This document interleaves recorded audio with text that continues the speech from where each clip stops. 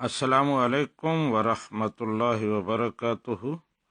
غلام عباس قادری صاحب پوچھتے ہیں کہ پرائز بانڈز کا لین دین اور خرید و فروخت کا شرعی حکم کیا ہے، اور ان پر جو انعام ملتا ہے وہ جائز ہے یا ناجائز ہے۔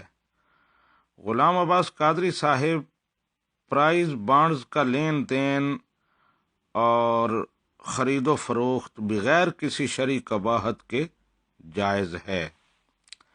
اس میں خریدار کی رقم ڈوبنے کا کوئی خطرہ نہیں ہوتا کہ اسے جوا کہا جائے، اور نہ ہی اس پر کوئی طے شدہ زائد رقم ملتی ہے کہ اسے سود قرار دیا جائے۔